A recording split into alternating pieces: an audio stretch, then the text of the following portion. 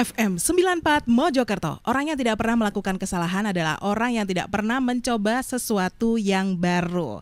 Oke Sobat R, sekarang saya sudah bersama dengan teman-teman dari Rumah Sakit Gatul Mojokerto. Seperti tadi yang sudah saya bilang bahwa hari Sabtu ini kita ada obrolan seru ya. Kita ngobrolin soal stroke Sobat R.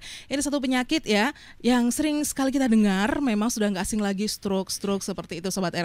Tapi apakah kita tahu apa sih sebenarnya stroke itu? Terus bagaimana juga cara pencegahannya supaya kita nggak terkena stroke, dan kalau misalkan sudah terlanjur kena stroke juga bagaimana cara mengatasinya. Nah ini gara-gara mau ngobrolin stroke Sobat R, saya kemarin sakit sampai terbayang-bayang kalau misalkan kena stroke gimana gitu ya, gara-gara tensinya yang naik gitu kan.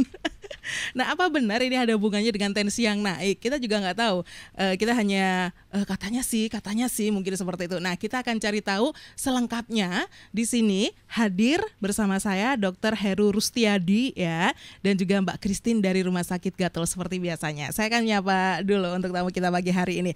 Halo selamat pagi Dr. Heru Rustiadi, betul ya? Betul. Selamat pagi dok. Selamat pagi juga. Kabarnya baik ya dok ya? Alhamdulillah baik. Hari Sabtu tuh memang tetap tugas ya dok ya? Ya kewajiban. Oh gitu ya.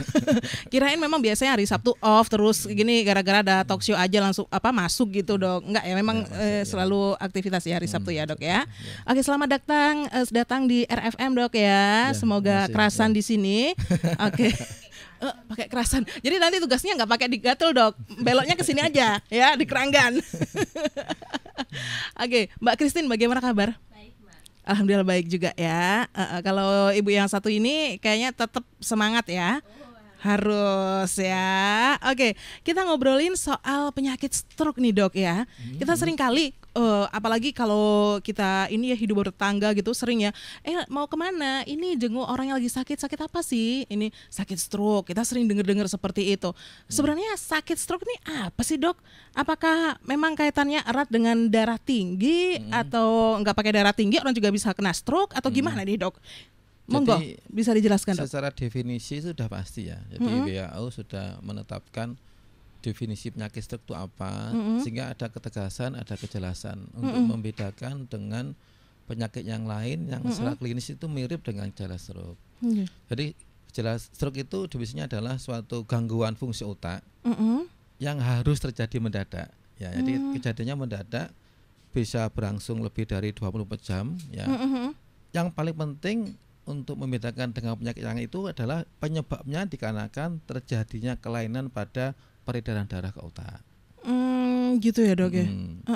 Jadi bisa pembuluh darah otak itu buntu sehingga alirannya terganggu, ada area akhirnya terganggu, bisa karena pembuluh darah itu pecah sehingga volume darah akan menyebar di otak gitu. Intinya pokoknya darah nggak bisa masuk ke otak dengan lancar gitu ya dok. Betul, ya gampangnya seperti itu.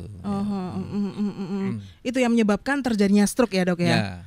Oke. Hmm. Ini sampai biasanya kejadian-kejadian apa saja yang menjadikan aliran darah itu tidak bisa lancar ke otak akhirnya stroke itu apa aja dok?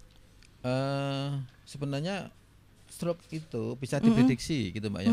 Jadi seseorang itu ketika punya penyakit yang merupakan faktor risiko terjadinya stroke, dia bisa terprediksi 20-30 tahun ke depan akan terkena gitu. Jadi kayak orang yang punya darah tinggi, orang yang punya kencing manis, kolesterol, asam urat, khususnya darah tinggi ya, merupakan faktor risiko terjadi stroke.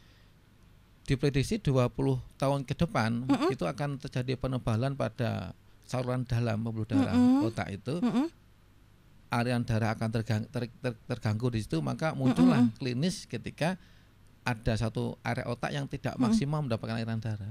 Gitu ya dok ya. Ya, gitu loh. Jadi bisa dipastikan orang yang darah tinggi next pasti akan bisa diprediksi 20-30 tahun lagi karena peristiwa proses terjadinya aterosklerotik, pendangkalan penyempitan dari istilah kita tuh lumen ya atau lubang pembuluh darah arteri otak itu 20-30 tahun itu terjadi. Proses itu terjadi ya, muncul klinisnya 20 tahun ke depan. Gitu ya dok ya. Nah dok, kalau misalkan kita udah tahu nih terkena darah tinggi ya, dokter bilang nanti next 20 atau 30 tahun bisa terjadi namanya stroke. Nah ini apa yang bisa kita lakukan dok? Kalau kita sudah tahu darah tinggi terus dengan adanya itu tadi kena stroke, mungkin ada hal yang bisa kita lakukan supaya kita nggak kena stroke atau kita sudah terima apa adanya tinggal menunggu 20 atau 30 tahun lagi dok gitu dok? Gimana dok? Makanya dengan definisi seperti itu, terus kita melihat proses terjadinya penyempitan itu berlangsung sekian ke tahun ke depan. Makanya kalau kita lihat pasien-pasien stroke itu Mbak ya, kebanyakan sepuh. Gitu ya dok ya. Mereka yang 50 tahun ke atas, walaupun sekarang cukup sering saya mendapatkan pasien usia 40 tahun ke atas. 40 tahun sudah ada. Mungkin ini sudah pergeseran ya dok ya. Kalau dulu itu 50, sekarang 40. Ya karena pola makan, pola hidup sangat berpengaruh sekali itu ya. Faktor keturunan yang tidak terkoreksi gitu. Kalau mereka yang usia-usia 50 tahun ke atas kan memang ada faktor usia gitu loh. Mungkin dia punya darah tinggi sebelumnya tidak terkontrol dengan rutin. Ya 50 tahun ke atas baru klinisnya itu muncul. Gitu. Yang muda-muda itu biasanya karena pola hidup. Makanya selain faktor risikonya darah tinggi yang paling jelek ya, paling berat itu faktor risiko penyakit seperti kencing manis, kolesterol, asam urat itu juga bisa ke depan. Rokok juga bisa. Gitu ya dok ya. Sementara pola hidup sekarang kan makanan kita banyak yang suka makanan yang instan kan. Kayak yang banyak goreng-gorengan sebagainya, memang enak tapi ya prediksi ya itu tadi kedepannya tadi ya dok ya. Oke, tadi selain darah tinggi, hipertensi, terus apa lagi dok yang bisa dipastikan next ada ini kena stroke itu istilahnya kencing manis, ada kencing manis, ya, gangguan lemak, hiperkolesterol sebagainya. Itu ya dok ya. Kebiasaan jelek merokok, alkohol. Oke. Nanti hal-hal yang memang sebenarnya hal yang nggak sehat ya, yang memang nextnya bisa diprediksi. Gitu ya dok ya. Kalau ini penyempitannya di otak kena stroke, dia kalau penyempitan di arteri jantungnya dia koroner. Gitu ya dok ya. Saya kok jadi agak nggak terima gitu gara-gara kan saya sempat saya nggak pernah darah tinggi dok ya. Terus tiba-tiba tensi saya naik, kemarin tuh sakit itu dok. Itu apakah saya juga saya juga beresiko kena stroke ini dok? Musim korban kemarin. Oh mungkin ya. Kambing. Ya ini gara-garanya rakus gini ya. Ya. Apakah juga bisa dok? Karena biasanya saya enggak kok. Saya tuh biasanya dari dulu ya dok, mesti darah rendah kalau sakit dok kayak gitu. Terus nggak tahu kemarin darah tinggi kayak gitu. Apakah faktor usia juga dok? Pada batasan tensi normal itu kan antara 120 140. Ya, di atas 140 itu udah hipertensi. Gitu ya. 120 itu sudah hipotensi. Cuma teori yang terbaru itu dikatakan tensi paling ideal itu ya 120 130. Ideal itu ya. Ideal.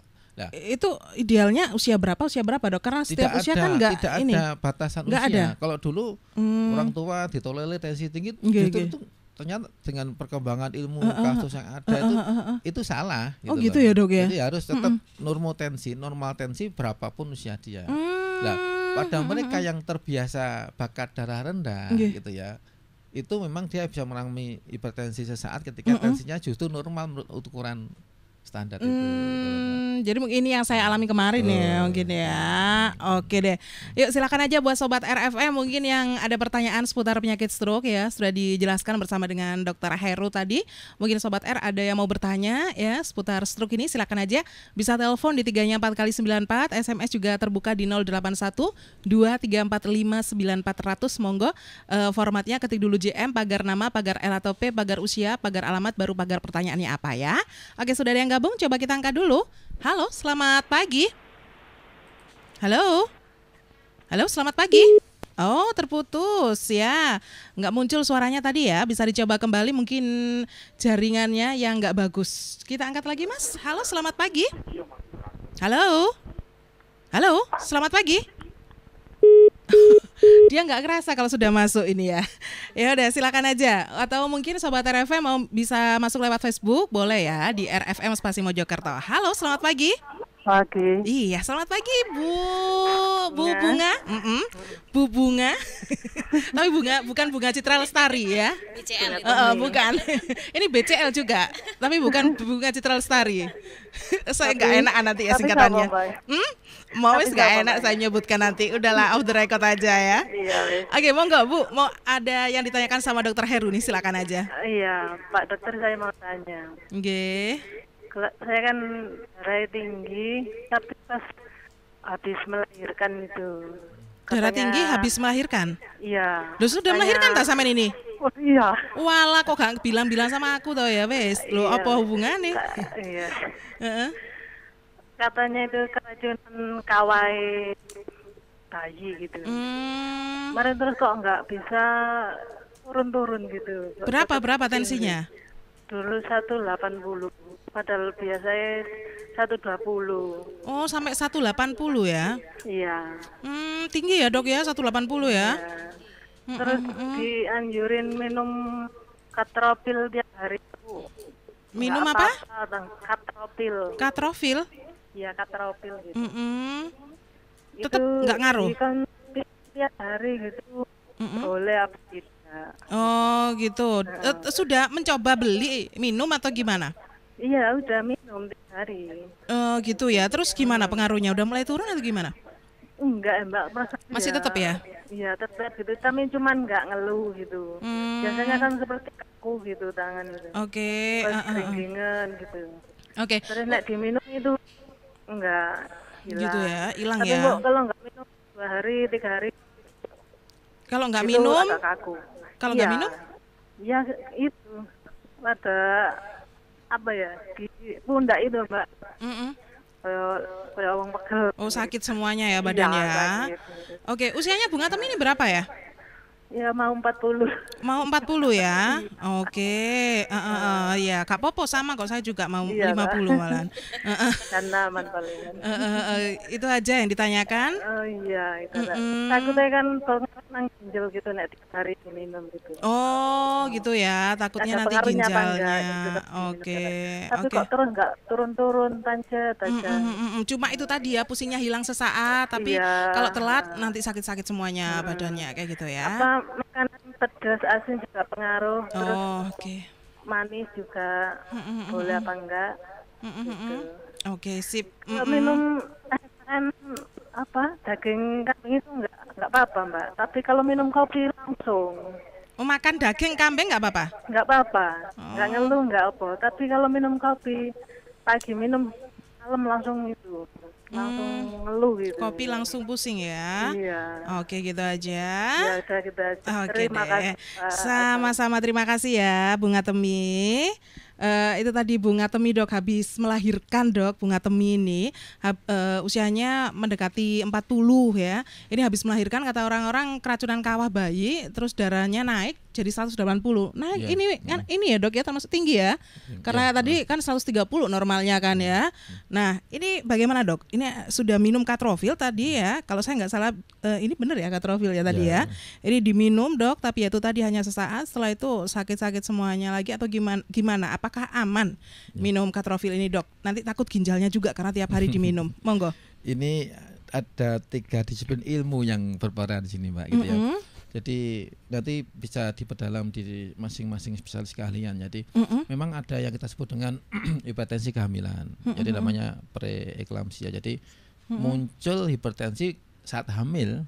Jadi sebelumnya nggak ada gejala hipertensi, tapi begitu dia hamil dia tensinya naik. Iya, saya gitu. jadi ingat juga dulu juga gitu. Saya ketika naik 120 Ya. seperti benar nggak pernah Dan seperti itu. teorinya, ya memang itu satu kegawatannya harus ditangani khusus dokter penyakit kandungan. Tapi teorinya begitu terlahirkan bayinya, tensi itu akan turun Kembali sendiri. ya, seperti semula. Gitu. Makanya kok pasca melahirkan tensi tetap stabil, bandel, nggak mau turun, mungkin ada hal-hal yang lain. Ya, saya punya teman akrab ya, seorang dokter jantung namanya Dokter Gembong. Saya juga termasuk salah satu pasiennya, sering konsultasi. Beberapa kali saya tensi tinggi, cuma bilang itu namanya ya kalau kita nyebutkan biasa ya akrab sama ya, ini ya.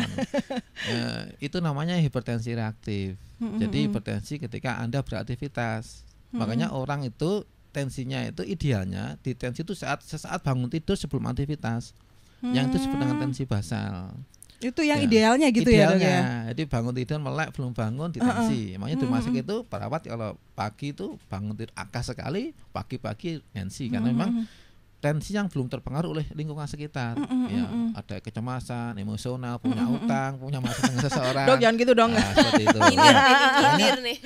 Makanya kalau bunga ini kok bandel tensinya, secara khusus ini idenya memang harus konsultasi secara khusus ke dokter jantung, Bu. Gitu nanti ya. pilihan obat, apa yang harus dilakukan untuk terapi yang lebih maksimal itu memang disiplinnya nanti di dokter jantung. Saya bisa memberikan informasi sekilas tapi disiplinnya ada di dokter jantung. Intinya gitu bahasanya orang kalau hipertensi Dok, itu kenapa harus langsung ke dokter jantung ini gimana, Dok? Dan itu kan kita perlu rekam jantung juga apakah ada gangguan di irama ototnya kan gitu. Terus pilihan obatnya kan pilihan obat, kebertahapan terapinya, terus saran-saran untuk mengurangi serangan karena orang dengan darah tinggi sebenarnya obat yang paling dominan tuh lifestyle, merubah pola hidupnya. Jadi hidup tenang, kegemukan dikuruskan, olahraga, ya kecemasan dilawan sebagainya. Baru setelah ternyata tensinya masih tinggi, obat baru diberikan. Gitu ya, Dok ya. Termasuk pola makan, kopi itu merangsang. Jadi nggak harus selalu begitu darah tinggi obat gitu enggak ya yang maju, tapi dirubah dulu gaya hidupnya ya, Dok gitu. ya. Nanti pola hidupnya, lifestyle-nya dirubah, kok masih darah tingginya muncul baru obat turun tangan lah istilahnya ya. Pilihannya terapi medis itu, terapi kimiawi itu. Terus saran untuk Bu Ngatomi tadi yang sudah terlanjur minum itu tadi, Dok, apakah untuk sementara dihentikan dulu berkonsultasi dengan dokter jantung? Jangan, sementara diminum aja karena gini, ada mekanisme bola tenggelam. Jadi orang makanya ada yang kita sebut dengan norm hipertensi terkendali, Mbak. Jadi orang punya darah tinggi, minum obat, tensinya normal. Ya, orang bilang aku normal ya, nggak minum obat. Ya lepas obat. Justru itu nanti akan muncul mekanisme fenomena bola yang ditenggelamkan ke dalam air, kemudian bola itu dilepas. Jadi orang sudah normal tensi terkendali, hipertensi terkendali karena minum suatu obat, menganggap dirinya normal, kemudian secara pribadi dihentikan, resikonya tensinya akan naik. Gitu ya. Jadi enggak apa dikonsumsi aja. Nanti konsultasi lebih dalam ke dokter khususnya dokter jantung. Dokter jantung itu tadi ya. Di Gatul ada. Oh ya, di Gatul ada ya, Mbak ya. Untuk spesialis dokter jantung ini adanya kapan, Mbak Christine? Hari Senin ada, Selasa dan Kamis juga ada. Senin, Selasa, Kamis. Itu dokter Gembong. Oh, dokter Gembong ya. Dokter Ratna itu hari Rabu dan Jumat ada. Rabu dan Jumat ya. Jam berapanya? Kalau untuk dokter ini diomongin sekarang atau nanti aja? Oke, boleh nanti ya, boleh. Kalau misalkan sudah ketemu kan, tapi sudah nggak apa deh sekalian. Kalau dokter jantungnya itu biasanya kalau di Gatul kan jam 8 ya ininya. Enggak. Kalau di sana? Kalau dokter spesialis jantung rata-rata sore, Mbak. Sore ya? Sore, Mbak, kita rata-rata. Kalau dokter Gembongnya itu hari Senin itu ada jam 7 pagi. Oh, lebih pagi. Terus hari Selasa dan Kamis ya. Kalau Selasanya itu jam 4 sore biasanya. Gitu ya. Dan hari Kamisnya itu jam 1 siang ya. 1 siang untuk dokter Gembong. Dan itu pesan saya harus daftar dulu karena pasiennya banyak. Akhirnya beliau nambah jam kerja. Oh gitu ya. Beliaunya pasiennya dibatasi gitu loh, karena sehari bisa sampai 40-70 pasien. Nanti biasanya pasiennya males nunggu, Mbak, kalau kelamaan. Kasihan juga ya nanti kalau pasien nunggu ya. Karena pasti jenuh kan. Apalagi dalam kondisi badan lagi nggak fit kan juga nanti kasihan kan terlalu. Dokter jantung kan rata-rata ya pasiennya pasien-pasien hipertensi. Nah itu kan juga nggak enak nanti kalau duduk terlalu lama di sana juga ya. Mungkin bisa telepon di nomor yang biasanya itu, Mbak, 0321 itu 321 681. Itu ya nomor itu ya, bisa telepon di situ Sobat R ya. Ada juga dokter Ratna ya, Mbak. Dokter Ratna itu hari Jumat jam 3 sore. Gitu ya. Sama juga tetap harus daftar telepon dulu. juga ya. Saran saya jangan langsung datang karena takutnya itu tadi antriannya banyak, ternyata kok lama nggak dipanggil-panggil gitu. Apalagi ini kan dengan pasien BPJS kan banyak juga manis, ya. Semakin Oke. banyak ternyata penderita hipertensi banyak. Oke, ketambahan saya juga satu lagi. Jadi tambah Mbak banyak. Hana nggak kesana kan? Saya Nggak sempat saya kesana. belum sempat ke sana. Jangan, Mbak. Nanti tambah-tambah banyak ya. Oke, untuk makannya tadi masalah pedas, asin ini berpengaruh nggak, Dok? Tadi yang sempat ditanyakan sama Bunga. Apakah perlu dihindari atau gimana? Jadi orang kalau memang dia punya darah tinggi, dia harus satu menghindari asin. Nggak boleh ya, Dok, ya asin karena ya. kalau asin itu jangan dibilang ikan asin ya, kerupuk itu juga asin. Kita makan kerupuk satu toples minumnya bisa gitu. Dok langsung ngawang nih, Dok, makan kerupuk. Ya, kerupuk. Itu yang enak. Ya. Gitu ya, Dok ya. Terus kopi itu kan ada kafeinnya. tadi Kafein itu bilang. merangsang kontraksi jantung. Jadi orang kalau punya darah tinggi tidak boleh minum kopi karena tensinya akan naik. Lah. Makanya tadi minum kopi langsung pusing ya, Dok ya. Betul. Makan daging nggak apa-apa katanya. Ya belum ditensi kan saat itu. Gitu ya. Nah, walaupun Mungkin pengukurannya hanya dari pusing enggaknya tidak aja bisa, tadi Bunga tidak bisa, ya. Nggak bisa tidak seperti itu ya, Dok tidak ya. bisa. Bahkan ada fenomena lucu itu, ya bukan lucu ya, ini justru kita harus hati-hati. Justru tensi kalau sudah di atas 180 ke atas bahkan 190 itu tidak ada keluhan pusing. Gitu Karena ya, Dok. ambang kepekaan di otak itu sudah terlewati. Justru tiba-tiba serangan, Ngerasa fine-fine aja malah Iya, justru justru ini ya, Dok ya. risikonya bisa pembuluh darahnya pecah, jadi Oke. stroke perdarahan, tiba-tiba nggak sadar, muntah, nyeri kepala, Gitu ya, Dok ya. stroke-nya terkena, Oke. stroke pemuntuannya terkena. Dan orang kalau darah tinggi, organ-organ vital tubuh bisa kena semua. Jantungnya bisa membesar, satu saat pembesaran maksimal, jadilah dia gagal jantung, payah jantung itu. Aliran darah yang terlalu cepat melewati otak bermasalah, lewat di mata bermasalah, lewat ginjal timbul gagal ginjal gitu ya. Gitu ya. Karena jantung harus berkontraksi lebih kuat, asupan energinya jantung harus disuplai dengan maksimal. Kalau dia punya jantung koroner ya sudah serangan koroner lah dia. Gitu ya. Jadi ya perkembangan ilmu yang sekian luas di bidang kedokteran itu bukannya kita semakin takut, justru tuh kita syukuri karena kita bisa lebih bisa memproteksi diri, memperlakukan diri dengan lebih bagus lagi. Gitu ya. Oke, sip. Ya, buat Bunga Temi mungkin bisa jadi itu tadi ya, Bu ya. Oke, ada telepon lagi, Dok. Coba kita angkat ya. Oh, keputus. Ya, bisa dicoba kembali buat sobat R yang lainnya yang mau tanya, bisa telepon di 3-nya 4x94 ya, atau bisa SMS di 081234594400. Formatnya ketik dulu JM, pagar nama, pagar L atau P, pagar usia, pagar alamat, baru pagar pertanyaan. Telepon kita angkat lagi. Halo, selamat pagi. Iya, halo, selamat pagi. Iya, dengan siapa ini? Dengan Saprol. Oh, dengan Mas Saprol. Iya, Iya. suaranya kok agak gembrotok ini ya, Mas ya. Oke, silakan Iya. mau tanya apa nih, Mas? Itu di sini kan ada orang stroke. Oh, di situ ada orang stroke. Ya, dan mulutnya itu sampai menyelesaikan iler terus. Oh, gitu ya. Lah terus iler itu antak apa? Apa? Bisa nular tak? Oh, gitu. Iya, soalnya kebelah aku cangker wong ya. Oh, gitu. Cangkruk be sampean. Iya. Kadang-kadang berbagi kopi barang paling do warung ya. Oh iya, Mbak. Larang ngene wong ya. Ampun. Oh, gitu ya. Oke. Itu Terus aja. ngono, Mbak. Assalamualaikum. Oke, waalaikumsalam.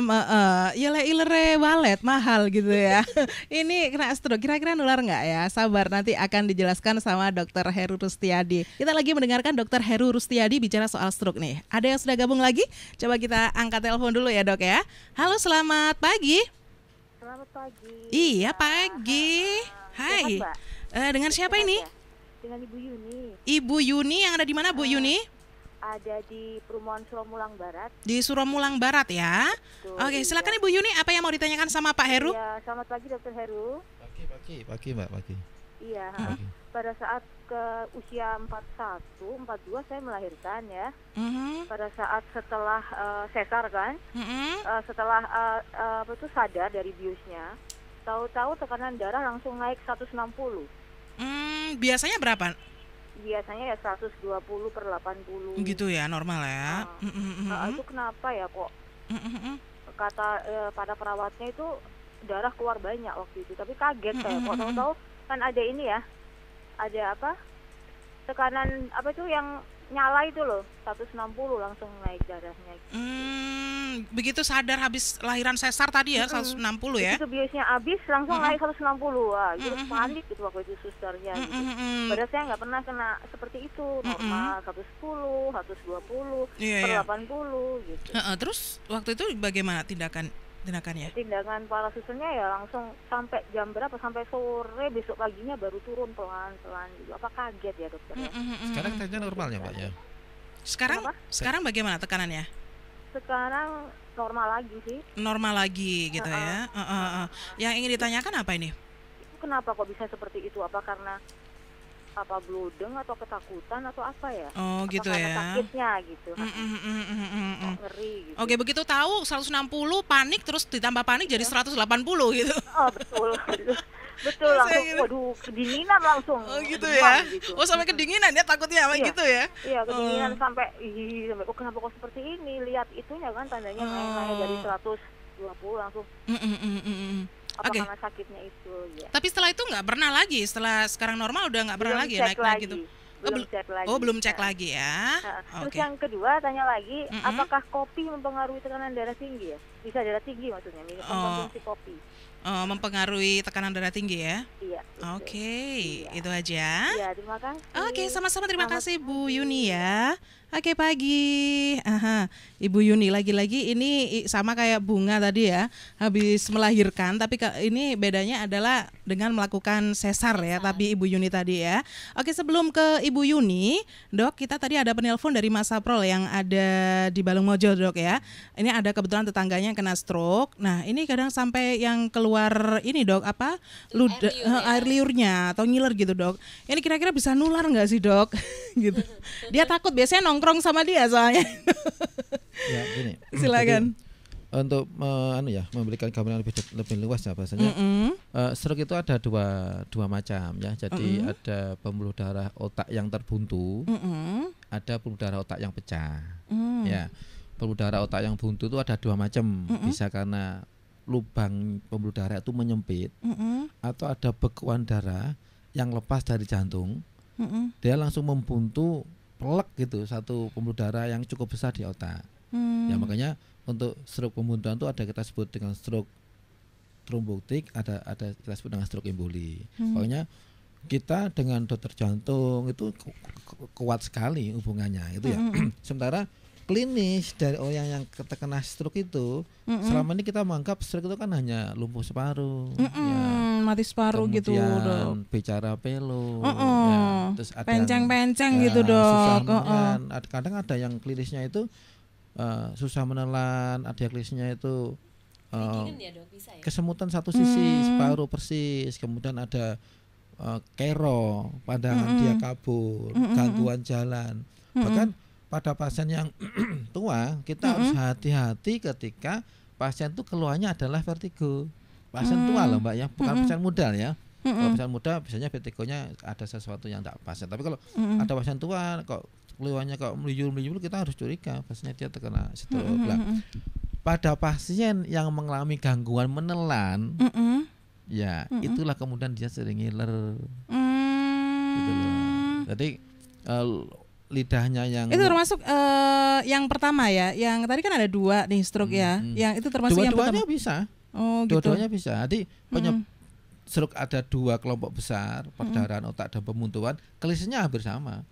Bahkan kalau stroke perdarahan biasanya klinisnya lebih hebat, nyeri kepala, nyeri mendadak kepala hebat sampai kemudian muntah sampai akhirnya nggak sadar. Terus kita tensi biasanya tensinya tinggi sekali. Kita sudah jadikan ini perdarahan otak, makanya kita prestasi scan yang kita lakukan seperti itu. Jadi kalau menjawab pertanyaan Mas Saprol tadi, ya, pada pasien stroke itu memang separuh tubuh itu terkena. Jadi mulai dari otot-otot wajah separuh kena, lidah separuh juga kena, kemampuan menelan dia juga terkena. Akhirnya kemampuan untuk menelan air liurnya jadi terganggu. Akhirnya pasiennya ngiler terus. Dan itu bukan, stroke bukan ditularkan. Stroke itu murni prosesnya ya saya jelaskan tadi itu. Jadi tidak menular. Dengan sejawat kita atau teman kita yang kena stroke kemudian dia banyak ngiler. Justru sebenarnya terapi yang kita lakukan pada pasien stroke itu harus ada terapi lingkungan, dia harus tetap berbaur dengan teman-temannya agar dia tersemangati. Bukan dikucilkan. Betul, begitu ya Dok ya. Ketika kita lihat ada teman kita yang ngiler, kita merasa tidak nyaman, mungkin karena saya baunya, mungkin karena kita juga jijik, nafsu makan kita menjadi nggak enak, tapi keberadaan dia bersama dengan kita sebagai sahabat karib kita, ini bisa menjadi penyemangat tersendiri ya Dok ya. Senang susah tetap bersama, jadi dia akan semangat, kita kembangkan lingkungannya gitu loh. Ya makanya tidak menular dari air liur. Jadi penyakit stroke tidak menular tapi didapat karena ada faktor risiko yang dimiliki itu tadi. Sementara untuk Bu Yuni ya. Bu Yuni tadi ya yang tiba-tiba saya sebutkan ada namanya hipertensi reaktif itu, Mbak. Jadi kecemasan itu bisa bikin tensi naik, tapi butuh kecemasan itu hilang, tensi itu akan normal. Normal kembali ya Dok ya. Gitu makanya ya itu tadi tensi bangun tidur, terus faktor kecemasan di luar itu sangat berpengaruh untuk mengevaluasi tentang seseorang. Makanya itu pertanyaan saya pada Bu Yuni, gimana tensi selama ini? Kalau ternyata selama ini sudah kembali normal tadi katanya sudah selesai. Jadi cuma memang hal yang normal aja ketika melahirkan. Bisa bayangkan Bu Nusawu ya, di sekitari orang yang tidak dikenal ya, dalam kondisi tubuh yang terbuka dengan banyak kabel, alat-alat monitor sekitarnya, siapa pasti pikiran yang ini ya Dok ya. Melihat lu kok ada darahnya, wajar orang melahirkan ada darahnya. Akhirnya terus, jadi bukan berarti itu kan bilang saya 160 Dok, padahal darah saya banyak yang keluar, itu nggak mempengaruhi dari tekanan ya Dok ya, keluar sedikitnya darah ya Dok ya. Definisi banyak itu kan tidak sama Bu antara orang medis dengan orang awam. Kita hitungannya tuh kalau keluar banyak tuh dari kasa, Mbak. Satu kasa itu penuh dengan darah itu sekian cc. Kita menghitungnya dari jumlah kasa. Makanya ya mungkin selama juga operasi dengan darah juga bisa kan gitu. Jadi darahnya kok banyak, padahal sebenarnya juga nggak banyak.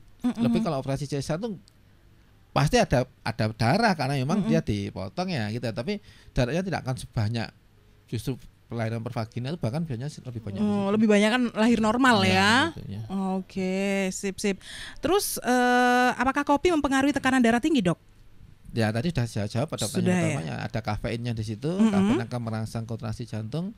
Ya makanya orang kalau minum kopi nggak ngantuk karena jantungnya kontraksi lebih kuat. Gitu ya Dok ya. Kalau dia punya darah tinggi ya tensinya akan naik. Akan naik ya. Oke, ada telepon lagi nih Dok. Coba kita angkat dulu ya Dok ya. Halo, selamat pagi. Halo, selamat pagi. Pagi juga. Sama Mas siapa ini? Dari Michael, Mbak. Oh iya, Mas Michael, silakan Mas. Ya.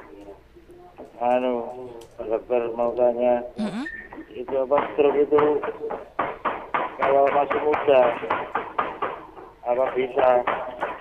Oh, kalau masih muda bisa kena stroke nggak gitu ya? Iya, halo?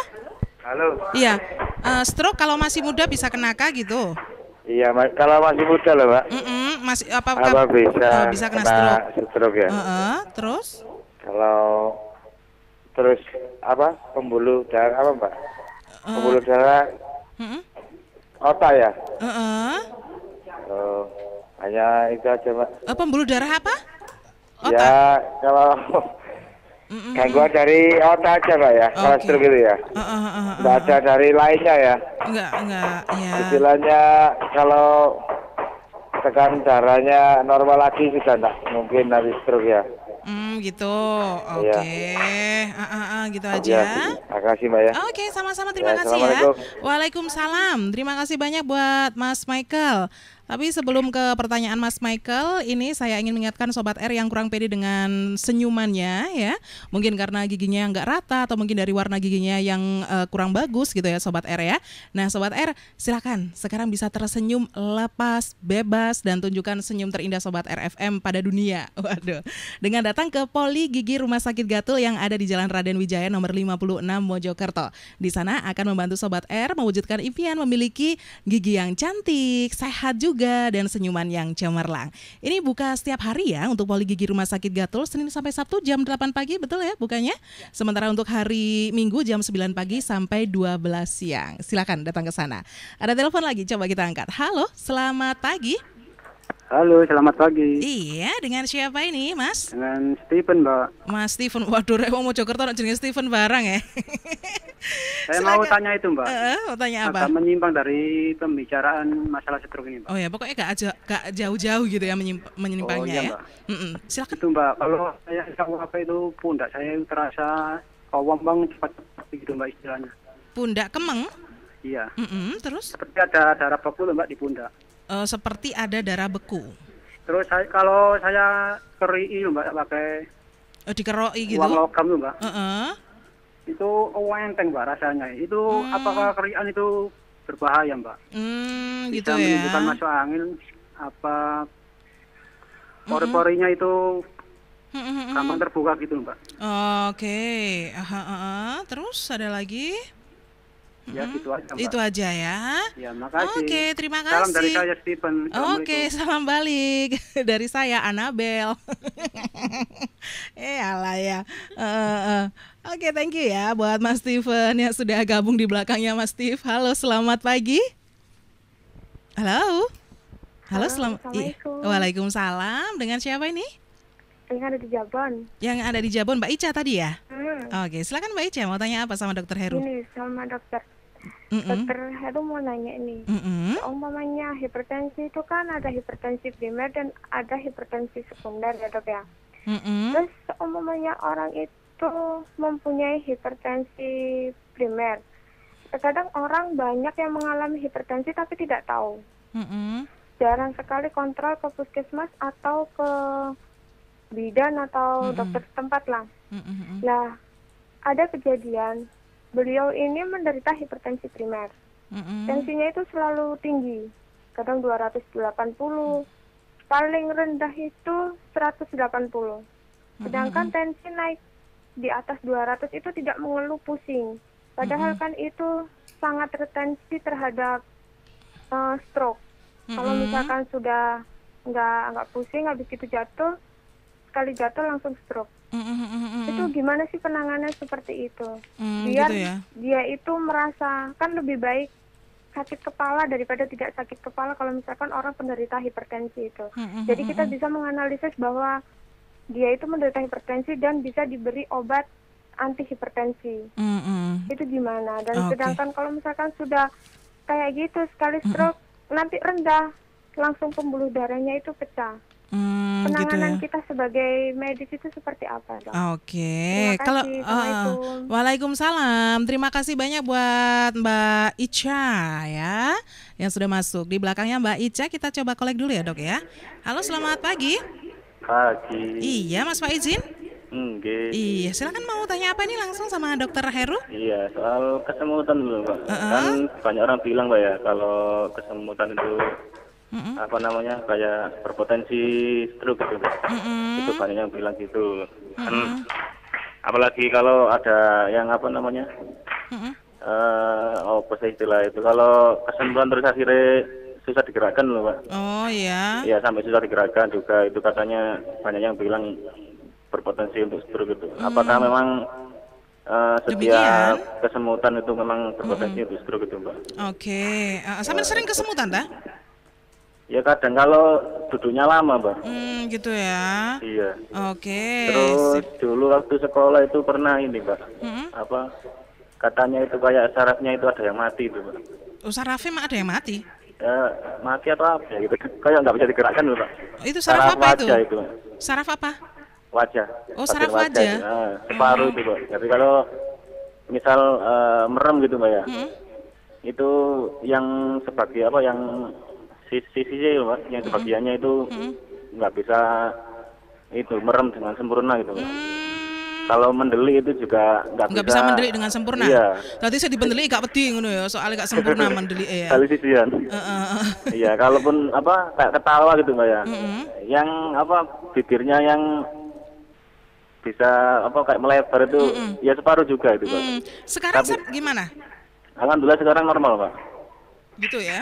Iya, kalau dulu itu sempat berapa bulan gitu minum obat itu.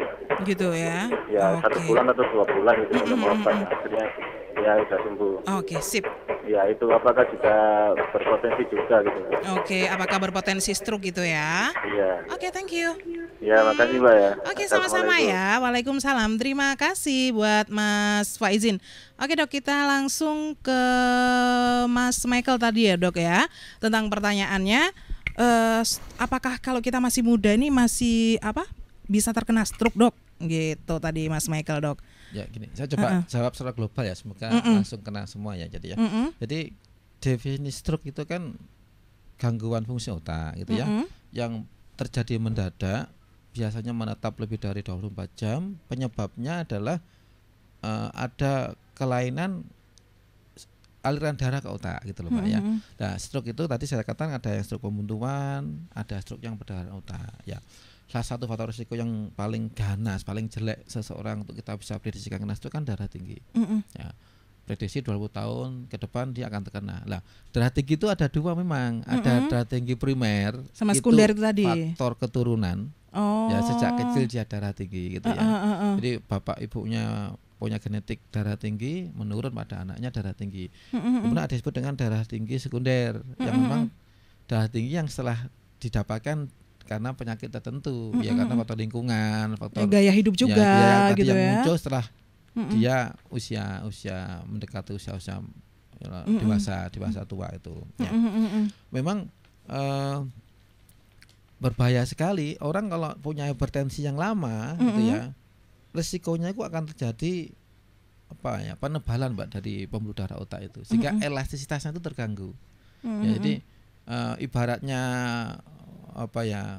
gelombang darah yang dipompa itu kan kayak dia berlaku gelombang juga kan di arteri itu, jadi melendung gitu kayak gelombang jalan. Nah, ketika elastisitasnya itu terganggu, kemudian suatu saat dia terkena serangan hipertensi yang tinggi, maka dia tidak bisa mengembang tuh arteri itu, maka pecahlah dia.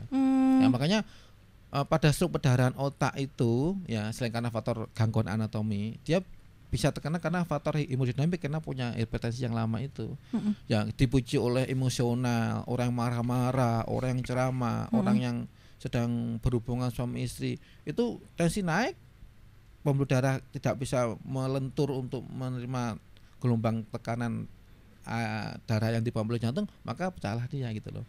Pokoknya pertanyaan tentang tadi Mbak siapa yang di Mbak Ica tadi itu memang betul, ketika tensi masih di bawah 180 itu bisa ngerasakan pusing, tapi 200 enggak, seperti yang penjelasan dokter tadi ya. Kalau begitu di atas kita malah merasa fine-fine aja gitu. Dia tensi tinggi, kalau sampai elastisitasnya dari pembuluh darah itu udah nggak maksimal, ya risikonya stroke perdarahan otak lah dia, gitu loh. Ya makanya itu juga menjawab pertanyaannya Mas Michael tadi, bahasanya pada orang dengan hipertensi primer, gitu loh Mbak, dia bisa ternyata stroke perdarahan otak pada usia muda.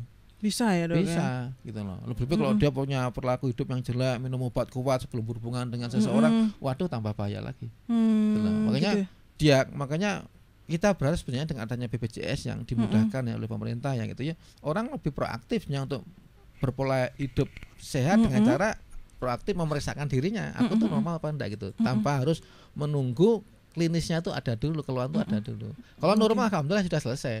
Ya, apakah ke dokter setempat, mantri, bidan, atau ke rumah sakit, monggo, karena itu untuk kita sendiri gitu loh. Oke. Ya, gitu. Jadi bisa Mas Michael ya, maksudnya usia muda bisa ketika dia punya hipertensi yang primer. Ya, lah kan berarti kalau dia primer kan sudah lama dia keturunan ya, memang keturunan. Kan, terjadi pengakuan bahasa awamnya ya, pengakuan dari pembuluh darah otak, ketika kelunturan kurang, ada aliran gelombang darah yang dipompa oleh jantung, dia tidak bisa mengembang, pecah, terjadi stroke perdarahan. Dan pada orang muda Mbak, itu juga terjadi ketika yang saya katakan stroke pembuntuan dikarenakan adanya gumpalan darah yang lepas dari jantung, yang kita sebut dengan stroke emboli. Jadi penyakit jantung yang membuat irama jantung tidak teratur, itu berisiko akan terjadi gumpalan di jantung, dan dia semaunya mau lepas gumpalan itu. Begitu lepas tes, dia nyumbat di mana, jadi dia stroke. Ya, jadi pada usia muda, mereka yang punya gangguan irama jantung, risiko erat kaitannya dengan jantung memang dok ini. Erat sekali, darah tinggi larinya ke jantung. Kita dengan jantung itu kayak saudara betul. Kita suka koncoplek gitu ya dok ya. Gitu. Nanti si konsul kita ini ada kelainan apa di jantung gitu. Gitu loh. Saya punya teman Mbak yang masih muda ya dia mungkin lulusan SMA itu ya. kesukaannya tuh makan kulit lehernya ayam. Itu kan lemak semua itu. Enak, memang lemak itu enak. Sama kalau nggak percaya, brutu tuh enak. Percaya Dok, biasanya saya juga. Suwi itu ya sayap burung itu enak gitu loh. Yang lemak-lemak tuh enak, gurih banget. Ketika digosip jangka panjang terjadi kolesterol yang tinggi sebagainya, teman saya tuh masih muda tuh ketika syaraf nadinya itu tidak teratur. Aduh, ini kalau sudah ditakdirkan oleh yang di atas terjadi gumpalan darah dan lepas dari jantung kena stroke, dia akan kena stroke usia muda. Saya punya pasien masih muda, dia ya kita ngeman dia masih produktif. Biasanya kalau udah ini klinisnya pelek separuh, lumpuh total, Mbak, gitu. Karena emboli itu lebih ganas dibandingkan stroke gitu ya, biasa, Dok ya. gitu loh. Okay. Makanya pada usia muda bisa karena dia punya hipertensi yang lama, ya makanya tanya ke bapak kita, darah tinggi sih gitu ya. Kalau punya kita harus lebih protek pada diri kita. Lah, gitu. termasuk juga perlu konsul ke dokter jantung, ya, atau ke dokter umum dulu lah gitu ya, untuk melihat apakah ada irama abnormal secara kasar. Kalau enggak, baru ke dokter jantung untuk direkam rekam jantung itu. Oke. Ya, gitu. Di bagaimana iramanya ya, normal atau gimana gitu ya. Resikonya dan saya kalau udah pasiennya ada gangguan irama jantung, Mbak, itu saya kebanyakan kita berat untuk menanganinya. Kalau dipegang gitu aja bisa ya, Dok ya? Bisa. Dok, tolong dipegang dong. Dok, saya ini jantung saya gimana, Dok? Nanti katut saya nanti. Dok, ayo dong lo. Dok, ini masih tentang tadi Mas Faizin tanya tentang kesemutan, Dok. Apakah juga potensi stroke? Soalnya sering kesemutan, Dok. Ini bagaimana, Dok? Ya, memang kalau itu gejala stroke, Mbak, itu memang anatominya khususnya saya tidak bisa bicara di sini ya. Itu klinisnya pasti separuh yang kena. Gitu ya. Jadi kalau kesemutannya itu separuh, ya mulai dari kedua tangan kanan, tangan kanan, kaki kanan, di wajah separuh. Kita harus khawatir itu stroke. Apalagi tadi waktu sekolah katanya pernah sarafnya ada yang mati separuh katanya. Itu namanya gitu. Mungkin Bell palsy, Mbak. Oh, enggak perat separuh wajah. Itu namanya Bell palsy. Beda ya? Lain. Itu saraf lokal yang kecepit. Nanti bisa dibuka di internet, itu udah kita terbuka itu. Gitu ya. Enggak berpotensi stroke gitu, Dok. Enggak ya. Itu murni saraf lokal yang menggerakkan otot wajah terjepit sehingga separuh wajah kita enggak bisa tergerakkan. Termasuk nutup mata enggak bisa. Gangguan ya akhirnya ya makan terganggu, ya ngiler juga. Tapi untung saja sudah kembali normal tadi ya, untungnya ya. Biasanya kena paparan dingin, Mbak. Kena dingin nggak ini ya, nggak bisa ya. Angin dingin. Oke, sip. Terus ada Mas Steven tadi yang agak keluar dari perbincangan kita tentang pundak yang kemeng, Dok. Ini seperti ada darah beku. Kalau dikeroi enteng. Ini kira-kira berbahaya atau gimana, Dok? Kalau di saraf tuh kita sebut dengan tension headache, Mbak. Jadi nyeri kepala, leher belakang karena faktor ketegangan. Biasanya spasme otot yang berlebihan. Ya, bisa karena faktor kecemasan atau karena mechanical aktivitas. Gitu ya. Jadi kaku, orang bilang kanker lah. Ya, posisi tidur yang salah, lihat televisi sambil tiduran, bantal terlalu tinggi, posisi kepala yang banyak menduk, helm yang terlalu berat gitu ya. Itu termasuk juga kecemasan. Ya. Kenapa kalau dikerokin enak? Satu, kerok itu hangat. Kan dihangatin dulu kan sama masalah. Nah, hangat itu sendiri memperbaiki sirkulasi sehingga lebih enak. Lah, kalau masalah kerokan saya nggak berani ngomong ya, saya tidak pernah memperdalami ilmu kerokan. Cuma itu perdarahan lokal. Karena kan merah itu perdarahan lokal loh, Mbak, bukan karena masuk angin itu bukan. Itu perdarahan lokal. Oh, gitu. Karena dikerok itu tadi pakai koin tadi ya.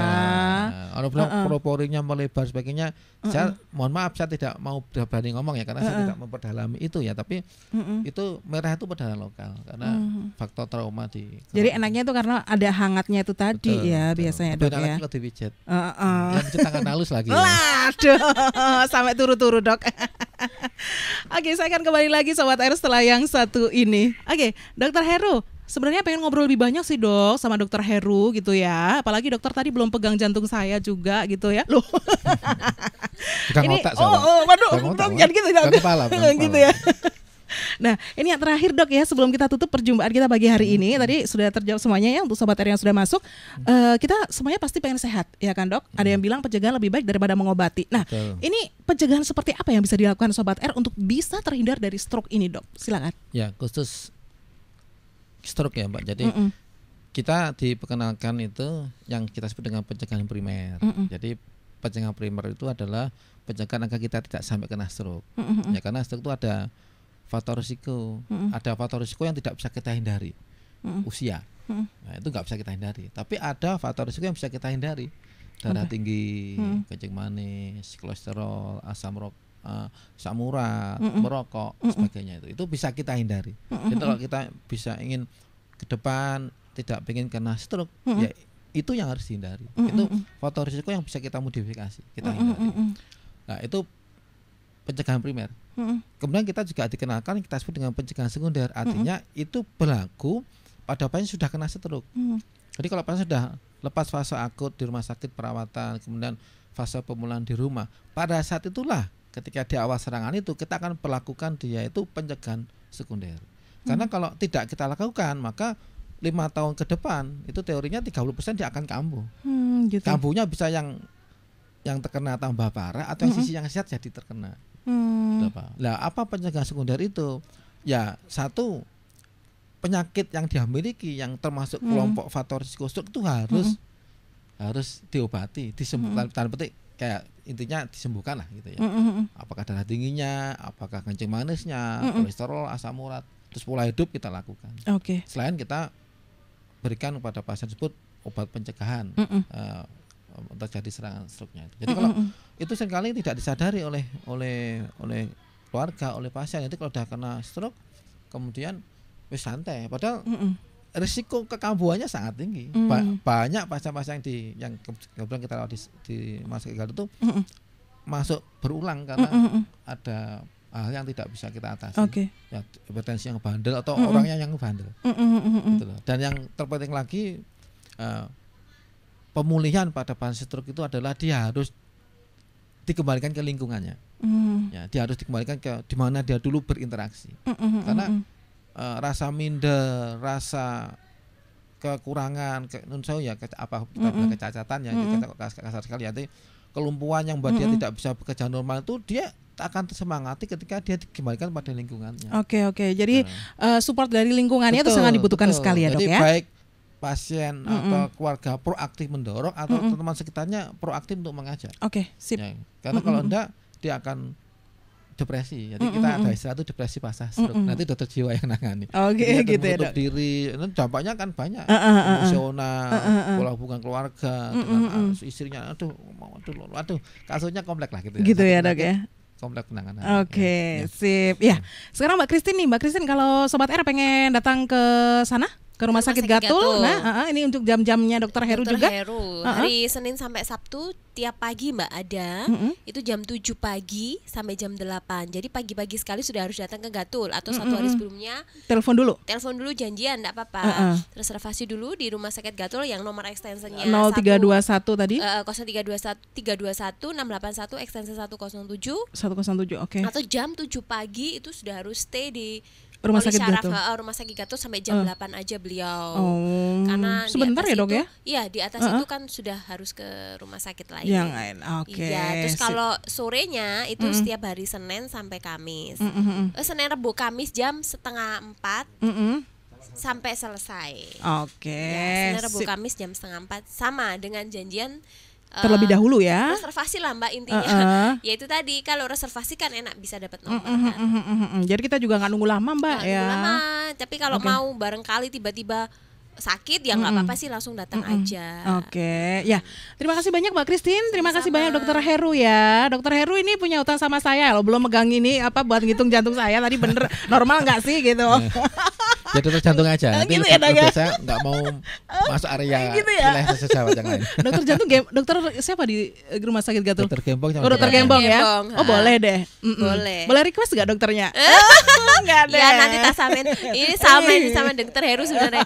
Saya nego Dokter Heru lama Mbak waktunya. Soalnya orang-orang sibuk ini. Gitu ya. Oke deh. Jam terbang tinggi.